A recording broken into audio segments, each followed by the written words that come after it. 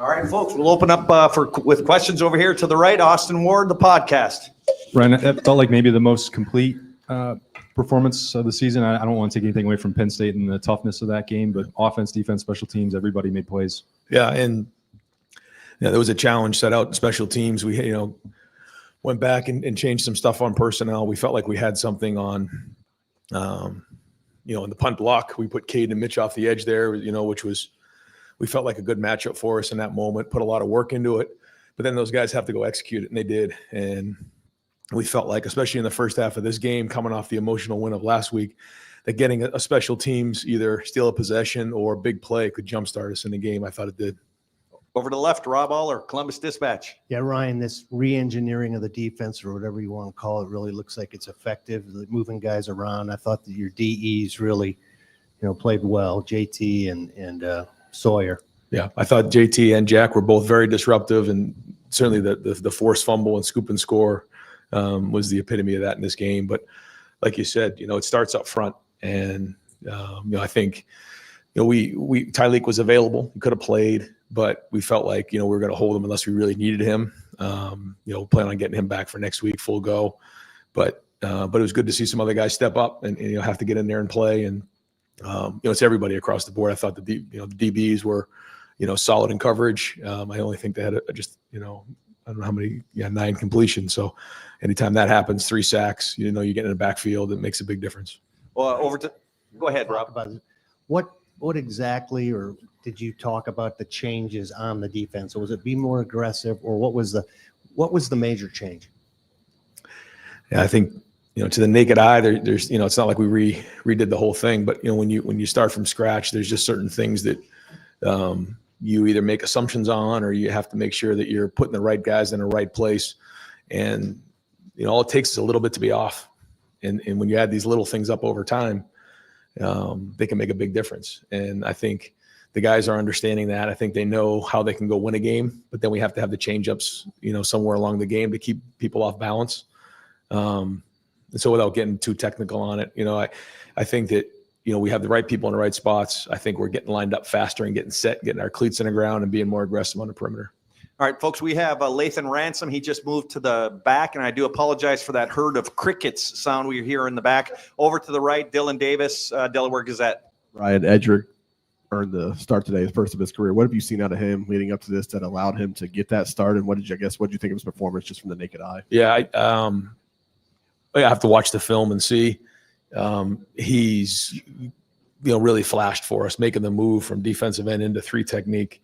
And he has a lot of ability. He is active, and, he's young, so he's going to have to continue to learn. He's going to make plays. He's going to make some mistakes, and he's got to grow up quickly because we need him. But I think his future is very, very bright here at Ohio State. I think he can be a very, very good player. And I think, he could be a really dynamic 3 technique for us. Over to the left, Pat Murphy, 24/7 Sports. Ryan, you've talked about the number of weapons that defenses have to cover on this offense. When Emeka has 1 catch, the running backs are getting involved, but you still have a day like today. Is that the epitome of kind of what you're talking about, of trying to take one thing away and then other things open up? Yeah, I mean, there's a lot of reasons to go no huddle. There's a lot of reasons to huddle. And when we're huddling, we're not getting as many plays. We're getting, we ended up with 66 plays, and then, our starters are pretty much out there in the fourth quarter. So there's just not as many plays as there used to be. So a big part of this season is understanding that, the touches and the numbers aren't always going to be as high as maybe in the past. So guys like Emeka and Carnell, they understand that, and it's not always easy. You want to have an impact on the game, but their time is coming. These big games are coming. As we continue to move through November, and we're going to need them to play at a high level. But we're looking for that combination, obviously, of being explosive on the perimeter, downfield, and then obviously in the run game. And we need everybody involved with it. And a big part of that is being unselfish. It's a big part of when we go into November, we have to have an unselfish offense and defense. But when you're on offense, there's only one football. And we got to do everything we can to win the game. And good to see Emeka get that touchdown. But here's a guy who certainly he wants more touches. Any receiver does, but he's not a guy that is going to be selfish and make it about him. He knows the bigger picture on this. He's a captain. one of the best receivers in the history of Ohio State football. And I know the fans appreciate who he is. Over to the right, Bill Rabinowitz, Columbus Dispatch. Ryan, last week, Will had an up and down game against Penn State. It looked like today he was probably exactly what you wanted in terms of no mistakes, very solid. Is this the kind of performance you want to see from him week to week? Yeah. He made some nice throws today. He took care of the football. We did have the one sack that we'd like to throw away there, but then he came right back and made, 2 nice throws to get us back into it, which was huge.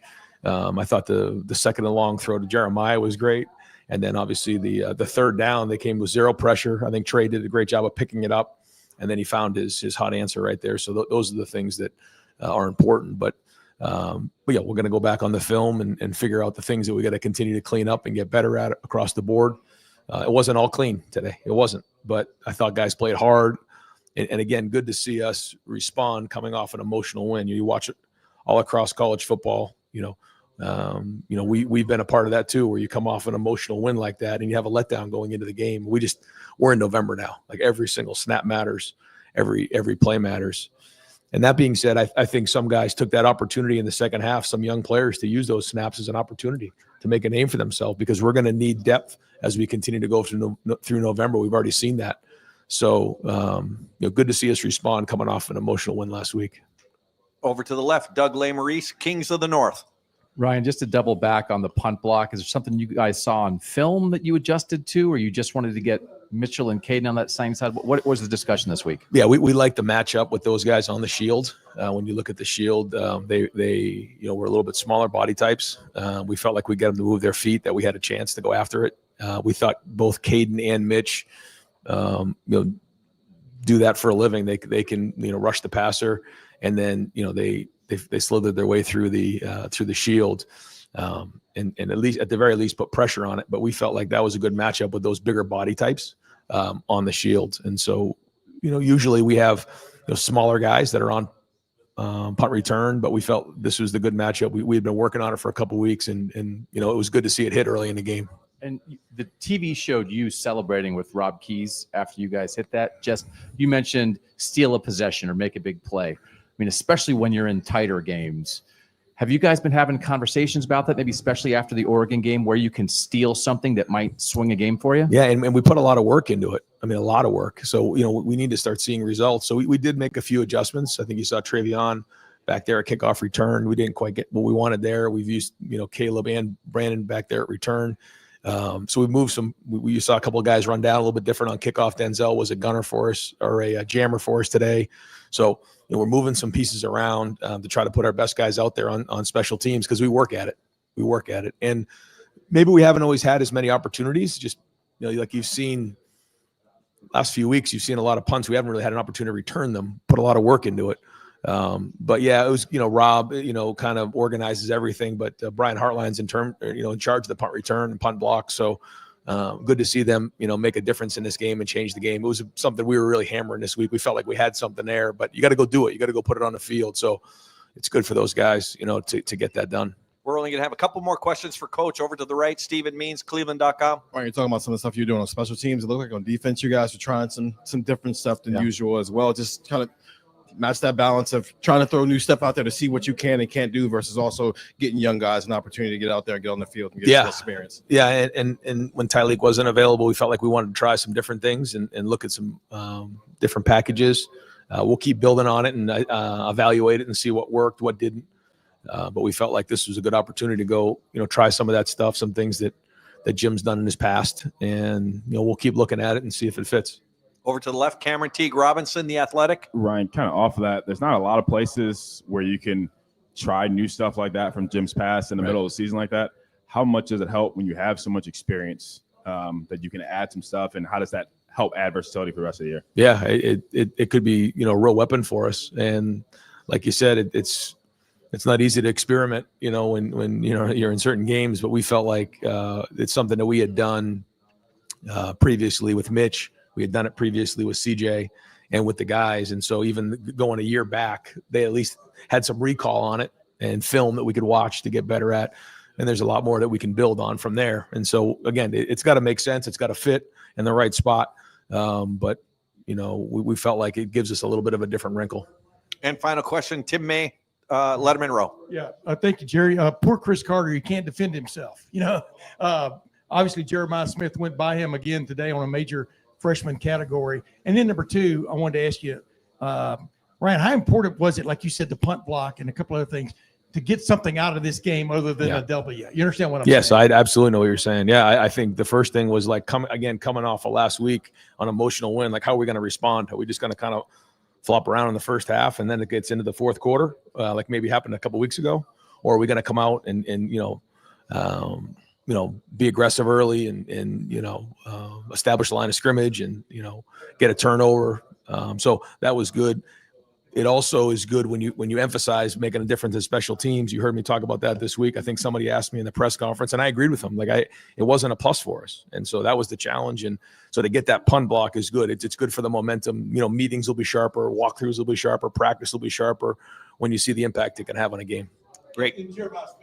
Yeah, Jeremiah. Yeah, I mean, you guys have seen it, and now he's gonna have to play his best because he's got a lot of it on film, and we're in November now, and so all those matchups are going to matter. But he's getting stronger. He's getting more experienced. He's understanding of coverages and different things, and so we're gonna need everybody though. But great to see him break a record. Great, Yeah. Coach. Thank you very much. Yeah.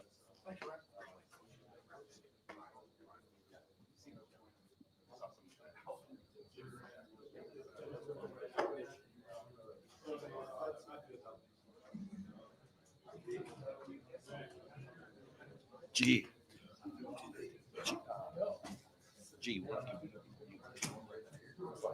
All right, folks, we're going to have tight end G. Scott at the main podium here for a handful of questions. Over here to the right, Brendan Gulick, Buckeyes Now on Sports Illustrated. G, last, I guess 2 weeks ago, maybe the output was a little flat at times. Not an effort thing, but just in general, maybe wasn't the greatest game. Last week, you have a really emotional win. Going into today, did you feel like there was a different sense of urgency this week going against a team that hasn't had a ton of success after you're coming off a big emotional win like that? Yeah, I think we weren't naive to the fact of what takes place after big wins. We see across college football, some of the unfortunate things happen after big wins, and teams like to take exhales in that time. But I think the emphasis that Coach Day had for this team the entire time is that we don't get to exhale, is that it's just time to go harder. And so I think we had a really hard practice week, that we went right back to work. We enjoyed the win, obviously, Saturday night. And then, Sunday, we celebrated it. But by the time we got to Tuesday practice, Penn State was behind us. And so it was all on to this week. And I think we came out and we executed at a high level. Over to the left, Doug Lesmerises, Kings of the North. G, could you just take us through your touchdown a little bit, what you're trying to do there to get caught up and then leak out a little bit late? It looked like it worked perfectly. Yeah, the whole goal in that is to keep low pads, and everything should look like a run play. I ended up getting actually delayed coming out of it even more. I tried to leave it even a little earlier, but there was another support player that kind of caught up, so I had to work through some traffic and ended up popping open late. But all glory to my Lord and Savior Jesus Christ for putting me the opportunity to be able to play at this stage. And so it's a grateful opportunity to be in the end zone. Over to the right, Dylan Davis, Delaware Gazette. Gee, you seem to take a significant step forward in your blocking this year. What does it look like behind the scenes? What are the things that you do to take that kind of step into, as a blocker that we don't get to see? Yeah, there's a lot of things that go into blocking. But I think ultimately it comes down to, one, your technique, and that takes years of development. But secondly, and second most and equally as important is a mindset. It's very similar to rebounding the basketball on the basketball court. It's a choice, and I think having the servant leadership that I believe that I've been able to develop in my time here at Ohio State. Oftentimes, a big block to spring a big run for my teammate feels better than my own success scoring a touchdown, and so that's the role that I've continued to grow in, and that I love to do, and I just take a lot of pride in being able to block and spring big runs for my teammates. All right, folks, we need to start to wrap up with Jeremiah Smith over in the back. And over here to the right, G, we've got Stefan Kreisnik from Cleveland.com. G, we've seen, Caden Curry play a big role in special teams, even if it necessarily hasn't been a huge play. What's it like on the sideline when, the special teams comes through like that and sets you guys up? You said was Caden Curry doing that? Yeah, man, it's good, man. Anytime that that you're able to see fruits of all the labor that you put in. You know, that's something that we work repeatedly and repeatedly. I think sometimes when you guys see it on Saturday, it might look like it's just like, oh, that was a good play. That was great that happened. But man, we're able to see the behind the scenes and how much work that went into that. And there was just a repeated, constant amount of work that goes into those plays. I see those guys attacking at a high level. And so it's very joyful to be able to see those guys be able to go out there and execute. About, you know, something they saw on film that they felt they could expose on that play. How involved has he been with the special teams, you know, this season? Yeah, he's very involved. I think he does. I mean, I think that's part of his job as a head coach is that he doesn't miss a beat. When he's in there in special team meeting, he's taking notes and he's completely fully involved in everything that we do. It's his job to make sure that everything is flowing correctly on all three phases of the game. And I think he does a great job of that. And it shows on Saturday. Anyone else? G, thank you very much. Yes, sir. Thank you, guys.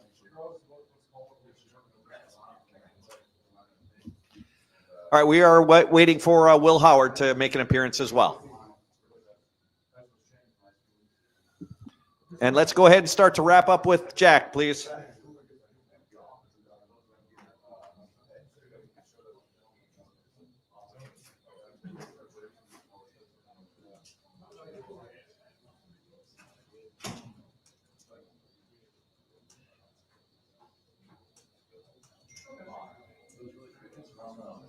Yeah, I don't know.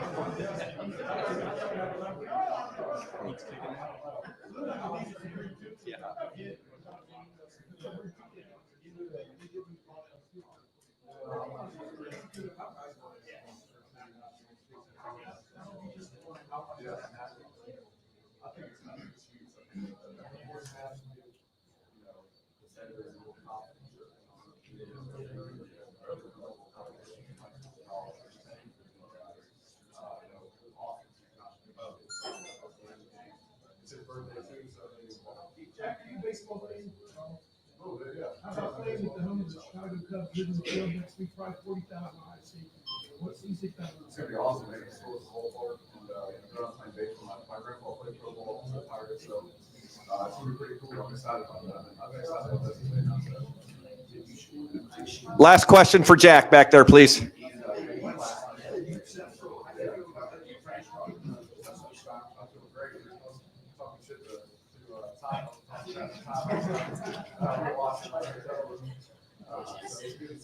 First the band, yes.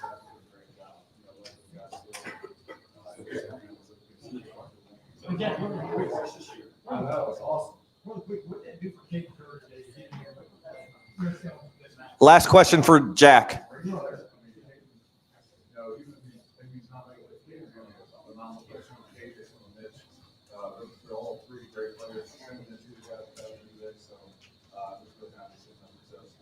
Great. Thank you, Jack.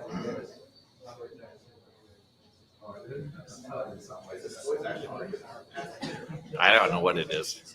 I don't think it's crickets, but that's what it sounds like.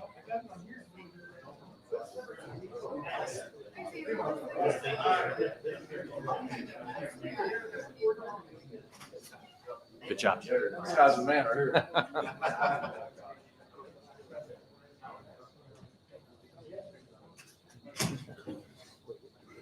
Yeah, you're not the one that was swearing back there, were you? No. Okay. Oh, was it? Oh, geez. Don't worry about it. Yeah, brings me back to the day of Jeff Hireman in camp. I had not even, he looked at me and he said, really? You really want me to do an interview? I'm like, yes, please. I need an offensive guy.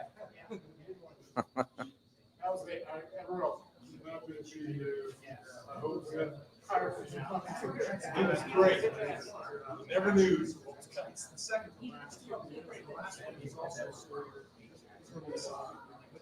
the first one. You got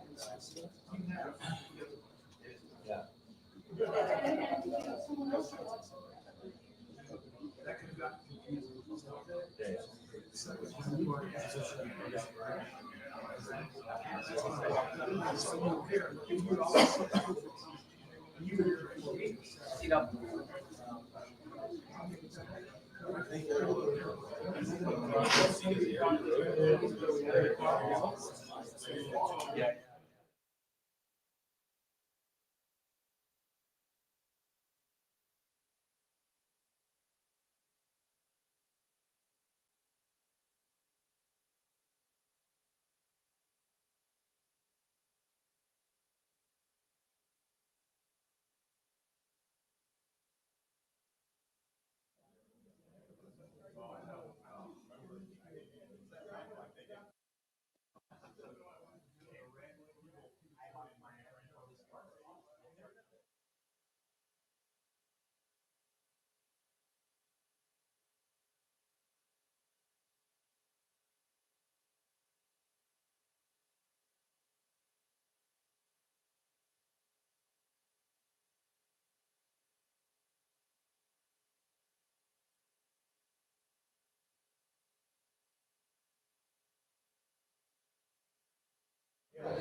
All right. All right, we're gonna start over here with Bill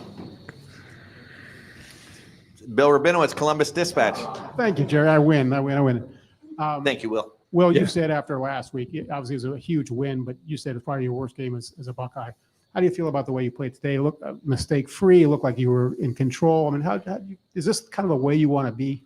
Yeah, I wouldn't say mistake-free. If you look at the stats, you could say mistake-free and turnover-free, but definitely not mistake-free. There's probably 5 or 6 plays I'd like to have back. Kind of underthrew Carnell on that one. Lost my footing a couple times.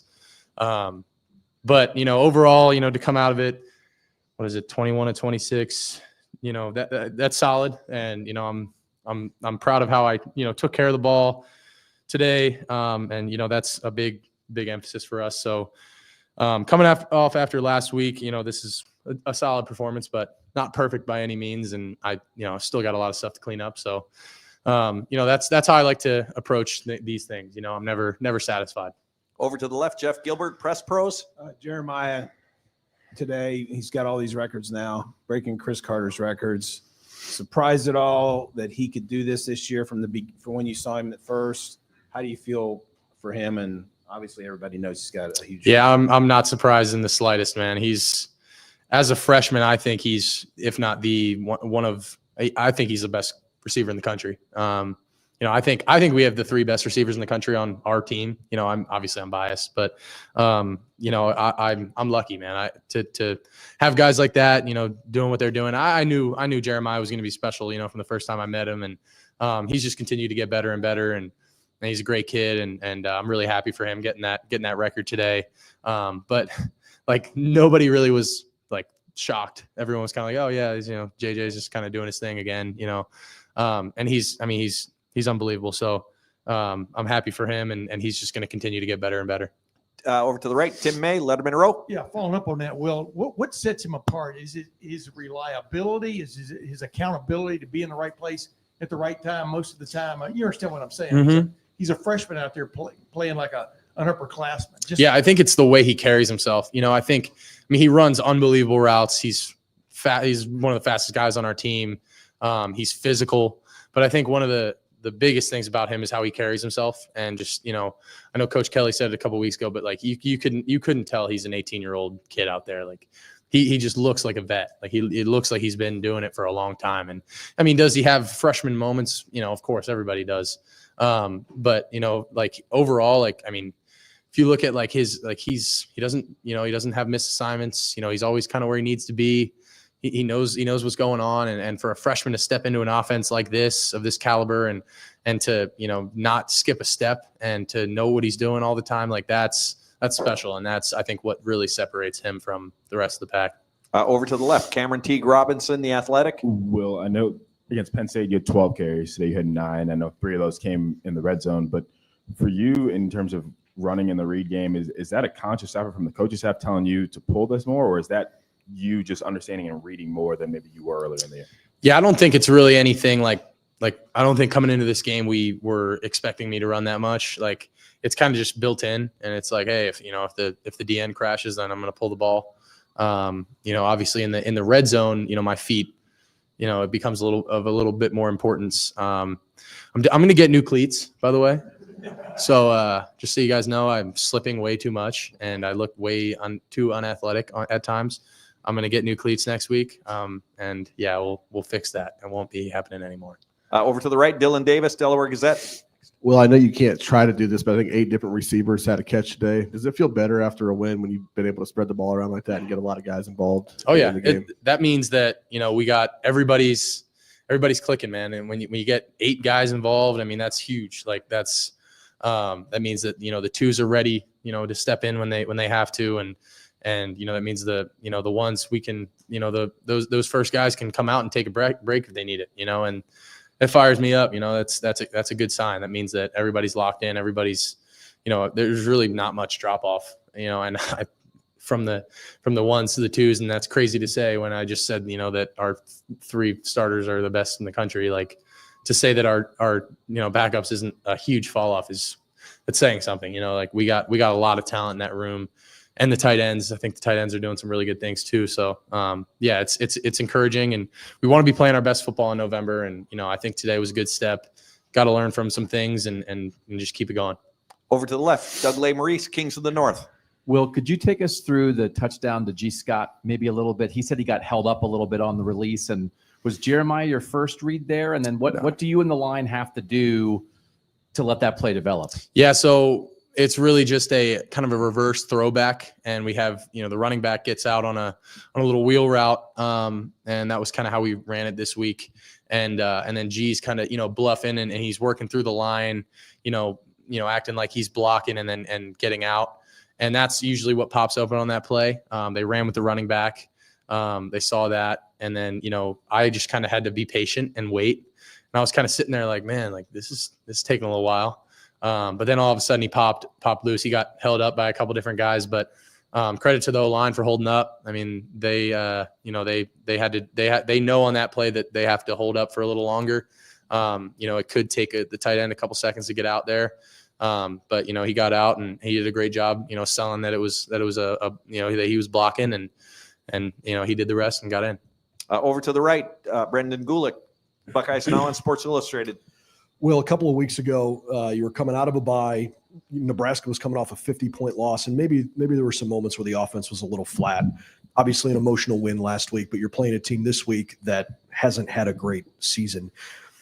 Ryan talks all the time about leaving no doubt. Can you speak to the urgency this week as you guys tried to prepare for a game and put a really good effort, forward, even though a team was 1-7 coming in? Yeah, that was something we stressed all week was, it's not about them. It's about us. And it doesn't matter who walks out there across from us. We have to be who we are. And we can't just say that we're the hardest playing team in the country and that we're going to leave no doubt and then do it sometimes. We have to do it all the time. And we did that at Penn State. I mean, I think we came out there with energy, intensity. It wasn't perfect. I didn't play my best game, but we scrapped it out and we got it done. But that was the thing that we came through this week saying, like, we need to have that edge every single week, and that has to be who we are and not just what we do from time to time. And, I think Purdue is a better football team than their record indicates. I don't think that they're a 1-8 football team. I really do believe that. I think that they do some good things. They've struggled a little bit this year, but like we said, like, it's not about them, it's about us. And if we're going to be who we say we are, and we're going to be the baddest team in the country, like, we have to be that every single week. Final two questions. Andy Backstrom, Letterman Row. Yeah, Will, when you have Q and Trey on the field together at once, what kind of bind is that putting the defense in? And just what's it like when you see both those guys out there? It makes it hard on those guys, man. It's, I think that's one of the first times we've done that this year, but it fires me up. It's good to have those two on this field at the same time. And, you don't know who the ball is going to. And then, I mean, you put that with all the other playmakers we got out there. You can do a lot of different things with it, and it allows you to be multiple in what we do, and fake it to Q, give it to Trey, stuff like that. It makes it fun. And last question, Spencer Holbrook, Letterman Row. Will, after the Oregon game and into Nebraska, you guys were trying new offensive line stuff, and then obviously Zen goes down. Hindsight, now you can look back. How's your internal clock right now and getting comfortable behind this offensive line that now has played 2 games together, in front of you, things like that? Just your internal clock and how that's been for you as not having Josh anymore. Yeah, I mean, I don't think it's changed at all. Like, it really hasn't skipped a beat. And, I think they took some flack after that Nebraska game. And, obviously it was sad to see what happened to Zen. But, I mean, Carson comes in and does a hell of a job against Penn State. And today I think he played a hell of a game again. So really my internal clock hasn't changed. Like, that's not something I'm thinking about. Like, I'm not like, oh, shoot, like, that's Donnie out there, not Jim. Like, I'm not worried about that at all. Like, I have the utmost confidence in those guys. And there were a couple times today where I, like on that 2-minute drive, I cannot take that sack there. I got to throw that ball away. And then the other one where I just freaking fell on my face in the backfield. Like, that's on me. I took 2 sacks that probably they should not have counted as sacks for those guys. And I feel bad for them because it goes on their record, but I'll get them back. Will, thank you very much. Appreciate you guys. Go Bucks. Thank you very much, folks. And